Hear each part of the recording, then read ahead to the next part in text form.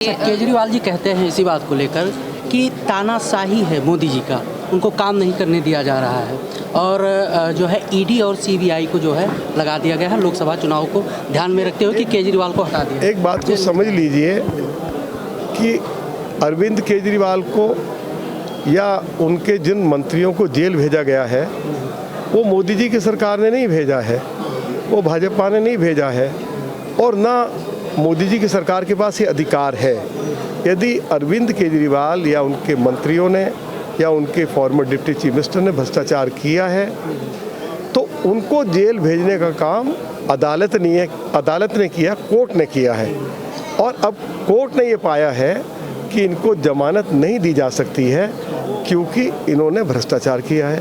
तो सर इसी बात पे बोल रहे हैं कि जैसे जमानत मिला उसके बाद भी जो है ईडी का समन आज भी दिया गया है। आप मुझे ये बताइए, यदि उनके खिलाफ भ्रष्टाचार का आरोप है तो उनको कानून का सम्मान करना चाहिए, उनको ईडी के समक्ष पेश होना चाहिए और अपना पक्ष रखना चाहिए। आखिर अरविंद केजरीवाल अपना पक्ष ईडी के सामने क्यों नहीं रख रहे हैं?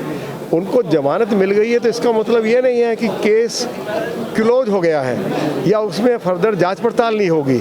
तो अरविंद केजरीवाल को आज नहीं कल ईडी के समक्ष पेश होना होगा और ईडी के सवालों का जवाब देना पड़ेगा।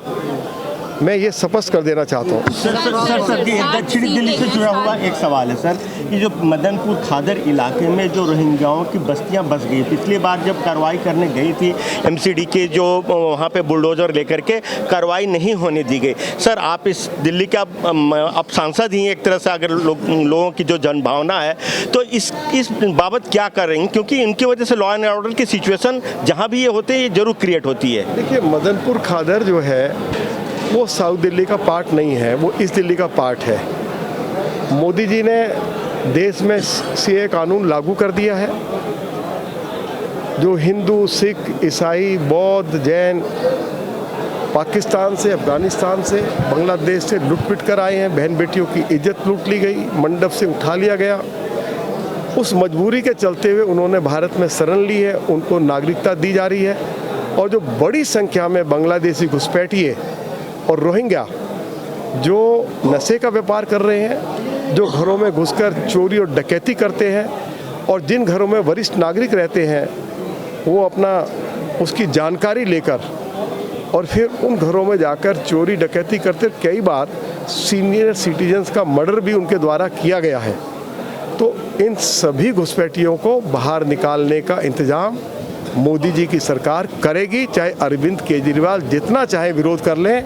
सरकार अब इस सीए कानून को वापस लेने वाली नहीं है, उसको ईमानदारी के साथ लागू किया जाएगा। ये भारत के प्रधानमंत्री जी की और देश के गृह मंत्री जी की कमिटमेंट है। तो ये जो घुसपैठिए हैं इनको देश से बाहर खदेड़ा जाएगा। सर 7 सीटें हैं। आम आदमी पार्टी कहती है इलेक्ट्रॉल बॉन्ड पे कि जिन्होंने इनको चंदा दिया है बीजेपी वालों को, उनको बीजेपी वालों ने। भैया ये खाली बीजेपी को चंदा नहीं मिला है, कांग्रेस को भी मिला है, टीएमसी को भी मिला है, अनेक पार्टियों को चंदा मिला। जो छोटी छोटी पार्टी है उनको हमसे ज़्यादा चंदा मिला है। तो चंदा मिला है ना तो उसका रिकॉर्ड है। यही तो मोदी जी कहते हैं कि भाई ये नंबर 2 का पैसा नहीं लेना है, जिससे लेना है उसका रिकॉर्ड हमारे पास होना चाहिए। तो मोदी जी ने एक साफ सुथरी व्यवस्था शुरू की है और सभी को चंदा मिला है, ये तो नहीं खाली भाजपा को मिला है। जी सर 7 सीटें हैं, आपको दक्षिणी दिल्ली से टिकट दिया गया है, आप पे विश्वास जताया गया है, तो आपको क्या लगता है कि यहाँ की 5 या फिर आप मान लो प्राथमिक ऐसी कोई अड़चनें जो आप सही कर पाओ और जनादेश का स्वागत करो? देखिए, मास्टर प्लान की जो सड़कें हैं उनको हम लोग बनाएंगे जिससे कि ट्रैफिक व्यवस्था ठीक हो सके। हमारी 69 ऐसी अनऑथराइज कॉलोनीज है जिनको मालिकाना हक नहीं दिया गया है, उनको मालिकाना हक दिलवाएंगे। जो भी कठिनाई आ रही है उसको हम लोग पूरी तरह से दूर करेंगे। और साउथ दिल्ली में बड़ी संख्या में लोग गाँवों में रहते हैं, गाँवों के डेवलपमेंट के लिए अभी हमने दिल्ली के ऑनरेबल एलजी से 1000 करोड़ रुपया दिलवाया है और भी राशि की आवश्यकता होगी हम दिलवाएंगे। हमारी जो अनऑथराइज कॉलोनीज है, अनऑथराइज कॉलोनीज में बहुत सारी ग्राम सभा की ज़मीन खाली पड़ी है, डीडीए की ज़मीन खाली पड़ी है। ऐसी ज़मीनों पर हम अनऑथराइज कॉलोनीज के लोगों के लिए, गाँव के लोगों के लिए अनेक तरह की नागरिक सुविधाएं जुटाएंगे जैसे स्कूल है, हॉस्पिटल है, डिस्पेंसरी है, बरात घर है या कॉलेज है या कहीं हमें सीवेज ट्रीटमेंट प्लांट बनाना है या वाटर ट्रीटमेंट प्लांट बनाना है, तो ऐसी ज़मीनों का हम क्षेत्रवासियों के लिए नागरिक सुविधाएं जुटाने के लिए इस्तेमाल करेंगे। तो ये हमारी प्रायोरिटी होगी कि हमारी सड़कें अच्छी हो, हमारी ट्रैफिक व्यवस्था ठीक हो और जो हमारा जो बिल्डिंग बायलॉज हैं या जो लोग अपने लिए घर बनाते हैं उसमें जो भी हमको सुधार करना है, जिससे कि लोग बगैर किसी डर, बगैर किसी भय और बगैर शासन प्रशासन को एक पाई पैसे दिया बगैर वो अपने लिए अच्छे से अच्छा घर बना सकें, ऐसी व्यवस्था हम अपनी केंद्र सरकार से अपने लोगों के लिए उपलब्ध कराएंगे। सर, जो केजरीवाल जी बच्चे की कसम खाकर कहते थे कि हम कांग्रेस से कभी भी गठबंधन नहीं करेंगे, इस बार उनका टाई अप हुआ है। ये तो ठीक है सर, देश में मोदी की लहर, लेकिन वो इनके गठबंधन से कितना ये डेंट कर पाएंगे, क्या असर डाल पाएंगे सर, क्या लगता है सर? केजरीवाल जी के जो बच्चे हैं उनको इस पर लंबी उम्र दे, वे स्वस्थ रहें। और अरविंद केजरीवाल जी ने जो बच्चों की झूठी कसम खाई है, इस 2024 के चुनाव में आम आदमी पार्टी के उम्मीदवारों की लोग जमानत जब्त करा के उनको सबक सिखाने वाले। इस बार तो पूरे देश में मोदी लहर है। जी जी। दिल्ली में भी पिछले बार भी 7 के 7 सीट बीजेपी ने जीते थे, इस बार भी चाहे इनका गठबंधन हो गया है, लेकिन जीत का मार्जिन पिछले बार हर सीट में 1 लाख से लगभग था। इस बार क्या लग रहा है सर, कैसा रहेगा प्रदर्शन? पिछले बार और इस बार में ये अंतर है, 2019 में भाजपा के उम्मीदवारों को 57% से लेकर 60% वोट पड़ा था। इस बार 70% से ज़्यादा वोट भारतीय जनता पार्टी के सातों के सातों उम्मीदवारों को पड़ने वाला है। मोदी जी के पक्ष में कमाल की लहर है, चारों तरफ लोग मोदी जी की जय जयकार कर रहे हैं और सभी लोग, चाहे वो किसी भी जाति धर्म संप्रदाय से संबंध रखते हों, सारी जाति धर्म की सब सीमाएं तोड़कर मोदी जी को तीसरी बार देश का प्रधानमंत्री देखना चाहते हैं।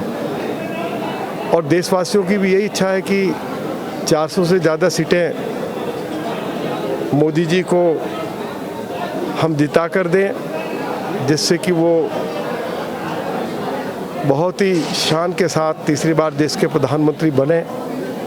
और सभी लोगों को मोदी जी के ऊपर गर्व है कि वो आज दुनिया के सबसे लोकप्रिय नेता हैं और अनेक क्रांतिकारी कदम उन्होंने पिछले अपने 10 साल के शासन काल में उठाए हैं।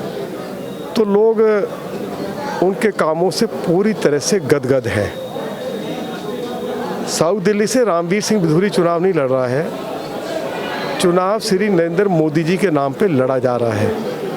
और मैंने एक सभा को संबोधित करते हुए कहा कि छोटे से छोटे कार्यकर्ता को भी यदि पार्टी का टिकट दिया जाता था, वह भी जीतकर मोदी जी के नाम पर जाता। मैं बहुत आभारी हूँ देश के यशस्वी प्रधानमंत्री आदरणीय मोदी जी के प्रति, पार्टी के राष्ट्रीय अध्यक्ष श्री JP नड्डा जी के प्रति और देश के यशस्वी गृह मंत्री आदरणीय श्री अमित शाह जी के प्रति कि मुझे उन्होंने साउथ दिल्ली पार्लियामेंट सीट से पार्टी का कैंडिडेट घोषित किया है और साउथ दिल्ली की सेवा करने का मुझे जो अवसर दिया है, मैं अपनी ओर से और साउथ दिल्ली के सभी मतदाताओं की ओर से, पार्टी के कार्यकर्ताओं की ओर से अपनी सेंट्रल लीडरशिप का धन्यवाद करता हूँ। और मैंने साउथ दिल्ली के जो भी हमारे सम्मानित मतदाता हैं उनको एश्योर किया है कि उनके सम्मान में कभी कोई कमी मेरे पार्टी पर दिखाई देगी नहीं। पार्टी कार्यकर्ताओं को भरपूर सम्मान दिया जाएगा और साउथ दिल्ली के लोगों की जो समस्याएं हैं, क्योंकि साउथ दिल्ली जो है एक ऐसी पार्लियामेंट कॉन्स्टिट्यूंसी है जिसमें अनऑथराइज कॉलोनीज भी हैं, गांव भी हैं, झुग्गी झोपड़ी भी है, रीसेटलमेंट कॉलोनीज भी हैं, DDA फ्लैट्स भी है और पोस्ट कॉलोनीज भी हैं।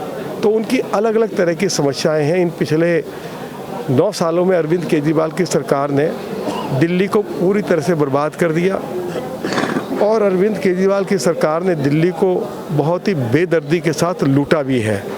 दिल्ली में हमारा पब्लिक ट्रांसपोर्ट सिस्टम पूरी तरह कोलैप्स हो गया है। ये बात कही जाती थी कि दिल्ली के लोगों को हम 24 घंटे क्लीन वाटर देंगे। आज लोगों को पीने का पानी मिल नहीं रहा, एक एक बूंद पानी के लिए लोग तरस रहे हैं। जो पानी उपलब्ध कराया जा रहा है वह भी दूषित पानी है, जिसको पीकर लोगों के पेट खराब हो रहे, लीवर किडनी खराब हो रही है। इसी तरह से पिछले 9 सालों में अरविंद केजरीवाल की सरकार ने ट्रैफिक व्यवस्था को ठीक करने के लिए कोई एक नया फ्लाईओवर नहीं बनाया। ये वायदा भी दिल्ली के लोगों के साथ किया गया कि उनकी सरकार दिल्ली में नए 25 कॉलेज खोलेगी, हर साल 5 कॉलेज खोलेगी। अरविंद केजरीवाल की सरकार एक भी दिल्ली में नया कॉलेज नहीं खोल पाई। 500 स्कूल्स खोलने की बात कही गई थी। 76 स्कूल्स पिछले 9 सालों में अरविंद केजरीवाल की सरकार के द्वारा बंद किए गए हैं। हमारा हेल्थ मॉडल पूरी तरह से फेल कर गया है। सुप्रीम कोर्ट को ये कहना पड़ा है दिल्ली सरकार के हॉस्पिटल्स की जो हालत है बूचड़ खाने से भी ज़्यादा ख़राब है। अभी हमारे हाई कोर्ट के एक्टिंग चीफ जस्टिस माननीय मनमोहन जी को ये कहना पड़ा है डबल बेंच को कि दिल्ली सरकार के हॉस्पिटल्स में केवल 6 CT स्कैन की मशीनें हैं जो अमूमन ख़राब रहती हैं। हम दिल्ली के 3 करोड़ लोगों को मरने के लिए नहीं छोड़ सकते हैं। दिल्ली सरकार की रिपोर्ट कह रही है कि दिल्ली सरकार के हॉस्पिटल्स में या जो मोहल्ला क्लिनिक्स हैं वहाँ नकली दवाइयाँ लोगों को उपलब्ध कराई जा रही हैं। तो दिल्ली को पूरी तरह से बर्बाद करके रख दिया है और अरविंद केजरीवाल और उनके मंत्रियों के ऊपर अनेक भ्रष्टाचार के गंभीर आरोप हैं। उनके एक फॉर्मर डिप्टी चीफ मिनिस्टर को जमानत नहीं मिल रही है, उनके एक MP को जमानत नहीं मिल रही है, उनके एक फॉर्मर हेल्थ मिनिस्टर वो मेडिकल ग्राउंड्स पे बेल पर आए हैं। तो इन्होंने जैसे मैंने कहा है कि दिल्ली को लूटा है और अनेक भ्रष्टाचार के आरोप अरविंद केजरीवाल के ऊपर भी हैं और उनके मंत्रियों के ऊपर भी हैं। और आने वाले समय में इनके खिलाफ जो मेरा मानना है जिस तरह का भ्रष्टाचार इन्होंने किया है, इनकी जगह विधानसभा में नहीं होगी, इनकी जगह दिल्ली सेक्रेटेरिएट में नहीं होगी, इनकी जगह जेल में होगी। और आने वाले समय में जब मोदी जी तीसरी बार देश में सरकार बनाएंगे, प्रधानमंत्री बनेंगे और उसके तुरंत बाद दिल्ली विधानसभा का चुनाव होगा, आज मैं ये कह सकता हूँ कि लोगों ने माइंड मेकअप कर लिया, मन बना लिया है कि जब तीसरी बार मोदी जी देश के प्रधानमंत्री बन रहे हैं तो हम दिल्ली में भी मोदी जी की पार्टी की सरकार बनाएंगे और भाजपा को 2/3 से ज़्यादा बहुमत देकर दिल्ली में भाजपा की सरकार बनाएंगे, जिससे कि दोनों सरकारें आपस में प्रॉपर कोऑर्डिनेशन करके, ऊपर भी मोदी जी की सरकार और नीचे भी मोदी जी की पार्टी की सरकार, तो दोनों सरकारें जब एक साथ मिलकर काम करेंगी तो मोदी जी का जो सपना है दिल्ली को वर्ल्ड क्लास सिटी बनाने का, वह सपना जरूर पूरा होगा। इसी को लेकर हम आगे बढ़ रहे हैं और लोगों का भरपूर आशीर्वाद और सहयोग हम सभी को मिल रहा है। सर एक छोटा सा सवाल सर, आम जनता जिस प्रकार से उम्मीदें लगा रखी है आपसे, तो युवा ने भी तो उम्मीदें लगा रखी है ना, तो आप क्या युवा के लिए क्या विकास कार्य करना चाहते हैं? युवाओं के लिए अनेक तरह की योजनाएं मोदी जी की सरकार ने शुरू की है। बड़ी संख्या में युवाओं को रोजगार मिला है। आज पूरे देश भर में हमारी जो यूनिवर्सिटीज़ की संख्या बड़ी है, तो युवाओं के लिए ये सब कुछ किया गया है ना। तो मोदी जी ने अनेक योजनाएं देश के युवाओं के लिए शुरू की हैं, वे अपने पैरों पर खड़े हो सकें। यदि वो कोई छोटा मोटा कारोबार करना चाहते हैं, उनको 5 लाख रुपए से लेकर 25 लाख रुपए तक उपलब्ध कराए गए हैं। तो अनेक कदम मोदी जी की सरकार ने देश के युवाओं के लिए उठाए हैं। सर एक बात ये